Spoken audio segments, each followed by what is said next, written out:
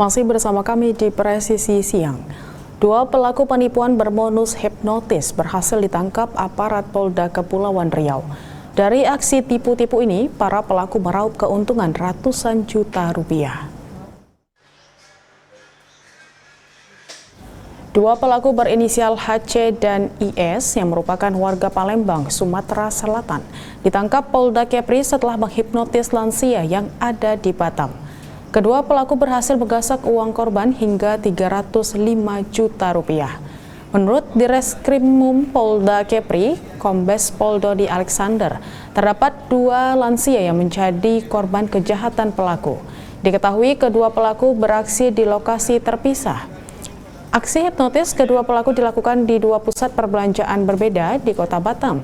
Para pelaku dengan modus mendekati korban dan mengatakan korban terkena guna-guna.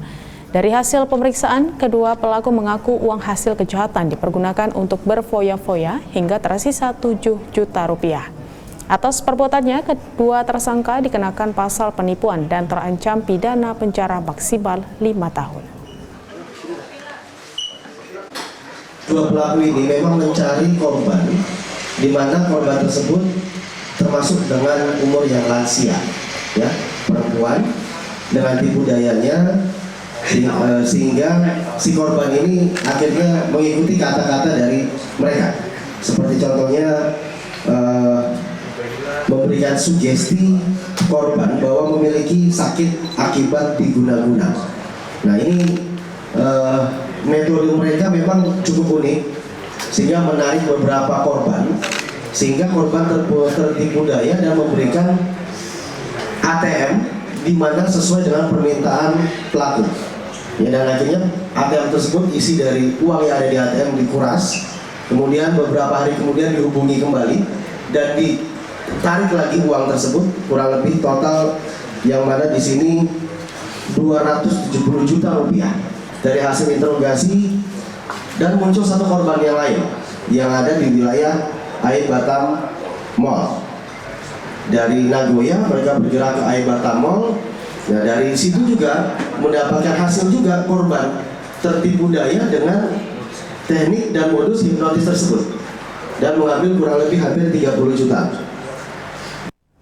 Satuan Reserse Polres Bangka Selatan berhasil meringkus dua orang pengedar narkotika jenis sabu yang beroperasi di wilayah hukum Bangka Selatan. Dari tangan kedua tersangka, petugas berhasil mengamankan narkotika jenis sabu-sabu dengan berat bruto sebanyak 27 bungkus dengan berat 5,43 gram. Tim Opsnal Satuan Reserse Narkoba Polres Bangka Selatan melakukan penggerebekan sebuah pondok di Jalan Payak Upi, Kecamatan Tobo Ali. Lokasi itu disatroni polisi lantaran menjadi tempat transaksi hingga pesta narkotika jenis sabu. Dari penggerebekan ini, polisi berhasil mengamankan 4 orang di lokasi tersebut.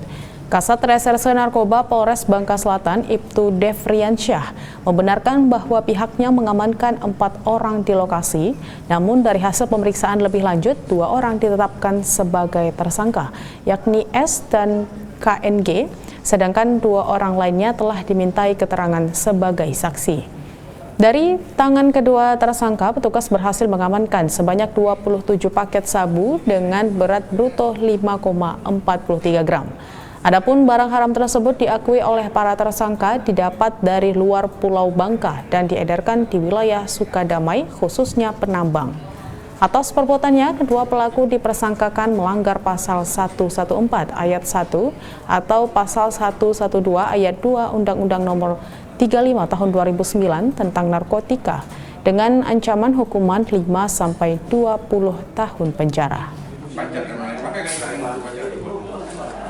Kami dari Sat Narkoba Polres Bangka Selatan kemarin berhasil mengamankan 2 pengedar narkotika jenis sabu di Desa Payak Ubi, Kecamatan Tobo Ali, Kabupaten Bangka Selatan. Kemana anggota kami setelah mendapatkan informasi dari masyarakat, kami melakukan penggerebekan dan penangkapan terhadap pengedar narkotika jenis sabu di sebuah pondok milik Reli di Desa Payak Ubi, yang mana pada saat dilakukan penggeledahan, 1 orang tersangka inisial KN berhasil kami temukan di sebuah pondok barang bukti sebanyak 18 paket yang total beratnya 3,27 gram dan satu lagi rekannya yang bernama inisial SR. Kami temukan barang bukti narkotika jenis sabu sebanyak 9 paket. Kapolres Metro Tangerang Kota, Kombes Pol Zen Dwi Nugroho, merilis adanya tindak pidana pembunuhan di wilayah Teluk Naga, Tangerang Kota. Kejadian ini terjadi karena adanya rasa sakit hati antara pelaku dengan si korban yang kerap menuduh pelaku mengambil barang berupa buah-buahan dan sayuran yang ada di kebun korban.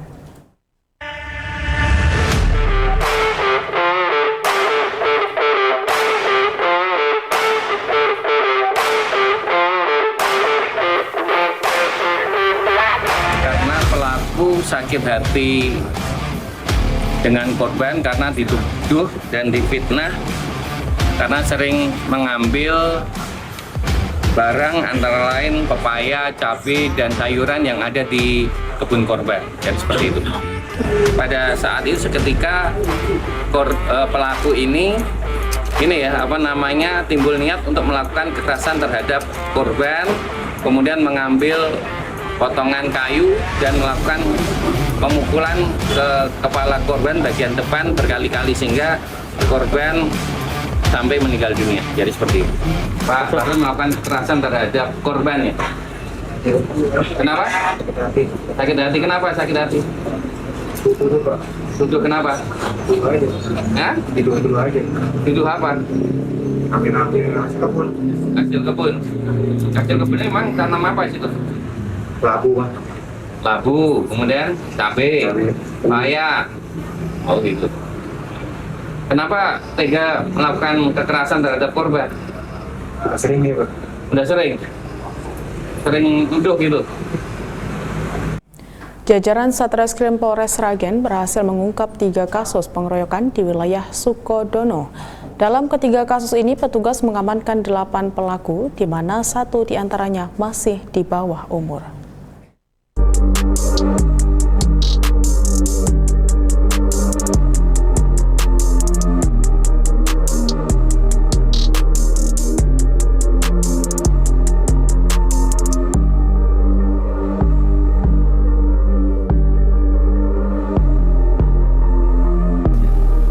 Terima kasih dapat kami sampaikan bahwa dalam minggu ini kami dari Satreskrim Polres Sragen berhasil mengungkap 3 perkara pengeroyokan dari 3 TKP, yaitu di Sumberlawang, Tangen, sama Sukodono.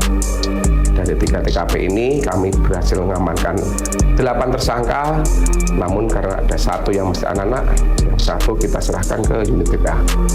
Bahwa keberhasilan ini sama dari tim Resmob Polres Sragen bersama unit Reskrim Polsek di TKP. Semua perkara clear, sudah tangkap semuanya, dan kami menghimbau pada masyarakat karena dari 3 TKP ini kejadiannya hanya karena miskomunikasi.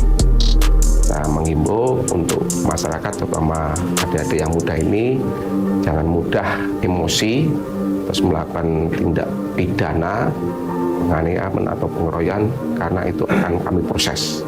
Pasalnya pasal 170 KUHP dengan ancaman hukuman 5 tahun penjara. Barang bukti yang pertama, selain dari baju korban juga ada visum yang kami minta dari rumah sakit. Apa namanya, inisial aja. Nah, Mas A ini miskomunikasi sehingga timbul emosi. Jangan diulangi ya. Ya Pak. Diulangi.